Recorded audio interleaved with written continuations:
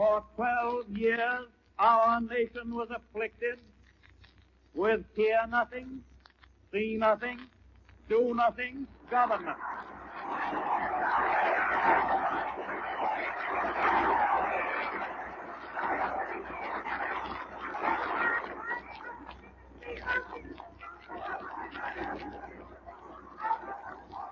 The nation looked to that government, but that government looked away. 9 mocking years with the golden calf and 3 long years of the scourge. 9 crazy years at the ticker and 3 long years in the breadline.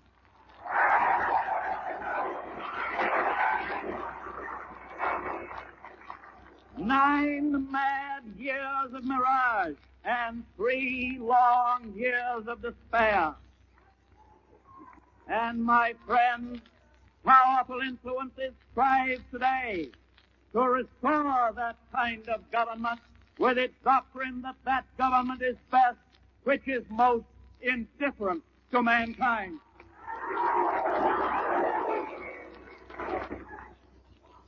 For nearly 4 years now, you have had an administration which, instead of twirling its thumbs, has rolled up its sleeves.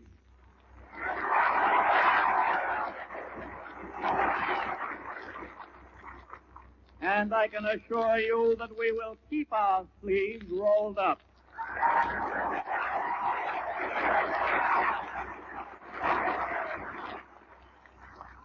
We had to struggle with the old enemies of peace: business and financial monopoly, speculation, reckless banking, class antagonism, sectionalism, war profiteering. They had begun to consider the government of the United States as a mere appendage to their own affairs. And we know now that government by organized money is just as dangerous as government by organized mob.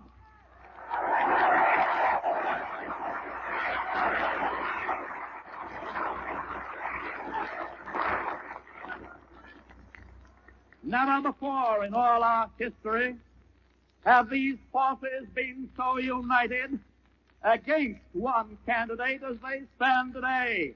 They are unanimous in their hate for me, and I welcome their hatred.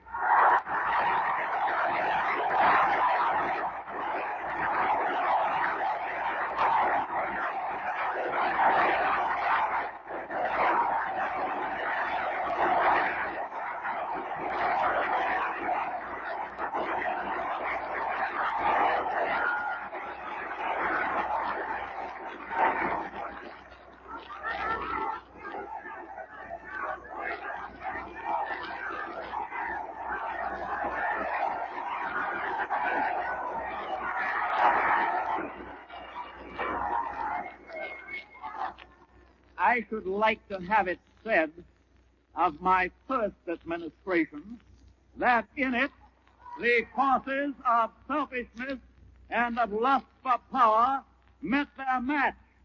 I should like to have it said, wait a minute, I should like to have it said of my second administration that in it these forces met their master.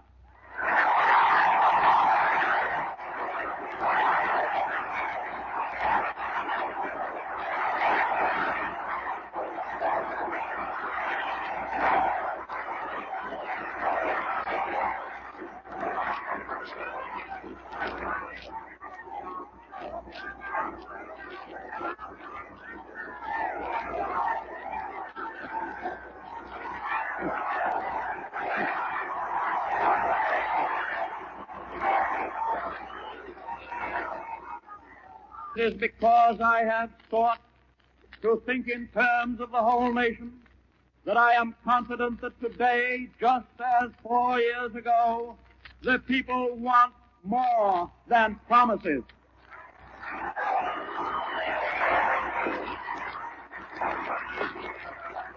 And our vision for the future contains more than promises. This is our answer to those who, silent about their own plans, ask us to state our objectives. Of course, we will continue to seek to improve working conditions for the workers of America.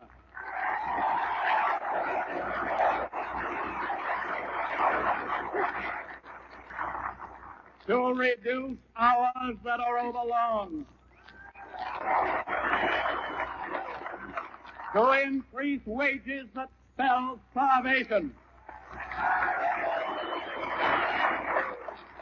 To end the labor of children and to wipe out sweatshops.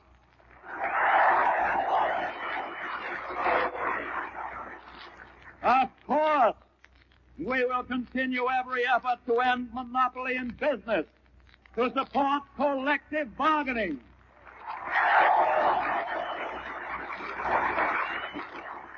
to stop unfair competition, and to abolish dishonorable trade practices. And for all these, we have only just begun to fight.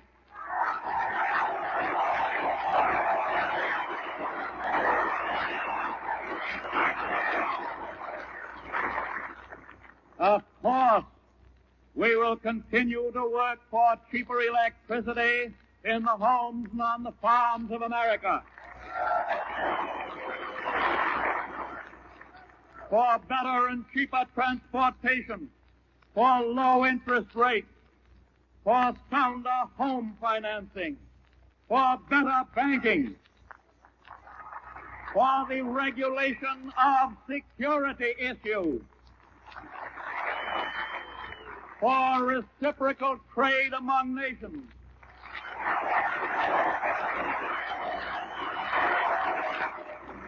and for the wiping out of slums.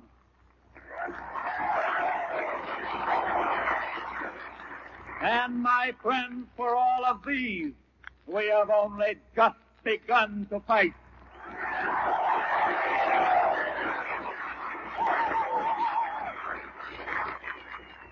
Of course, we will continue our efforts in behalf of the farmers of America. With their continued cooperation, we will do all in our power to end the piling up of huge surpluses, which spell ruinous prices for their crops. We will persist in successful action for better land use, for reforestation, for the conservation of water all the way from its source to the sea, for drought control and flood control, for better marketing facilities for farm commodities, for a reduction of farm tenancy, for encouragement of farm cooperatives, for crop insurance, and for a stable food supply for the nation.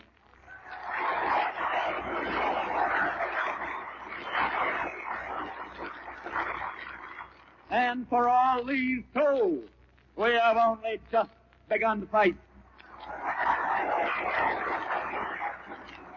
Of course, we will provide useful work for the needy unemployed because we prefer useful work to the pauperism of the dole.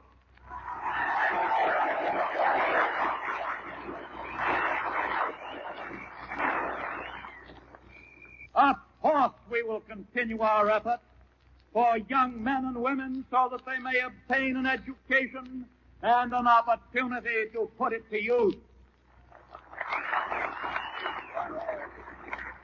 Of course, we will continue our help for the crippled, for the blind, for the mothers, our insurance for the unemployed, our security for the aged.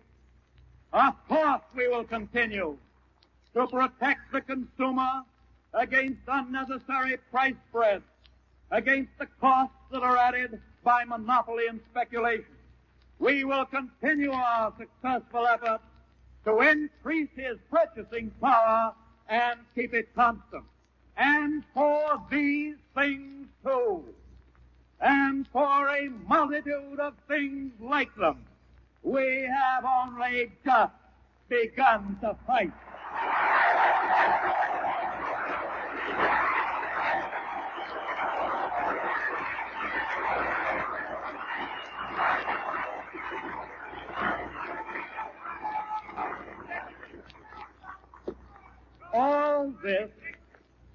All these objectives spell peace at home.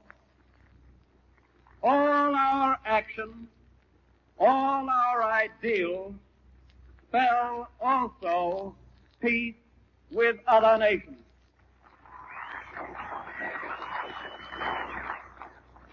Today there is war and rumor of war. We want none of it.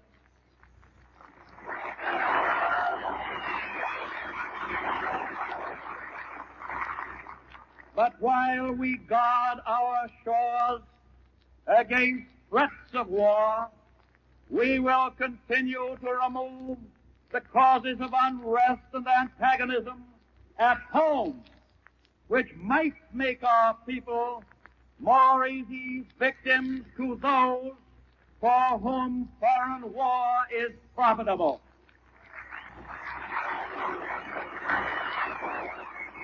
And note well that those who stand to profit by war are not on our side in this campaign.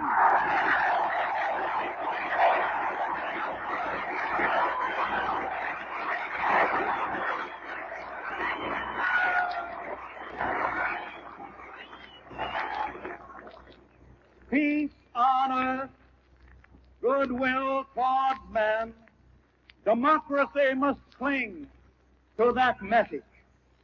For it is my very deep conviction that democracy cannot live without that true religion which gives a nation a sense of justice and of moral purpose. Above our political forums, above our marketplaces, stand the altars of our faith, altars on which burn the fires of devotion that maintain all that is best in us and all that is best in our nation. We have need of that devotion today. It is that which makes it possible for government to persuade those who are mentally prepared to fight each other to go on instead, to work for and to sacrifice for each other.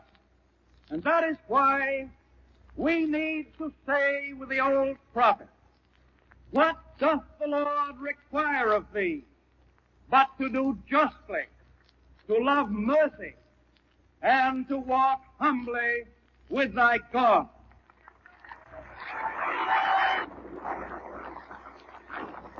That is why the recovery we seek, the recovery we are winning, is more than economic. In it are included justice and love and humility, not for ourselves as individuals alone, but for our nation. And that is the road to peace.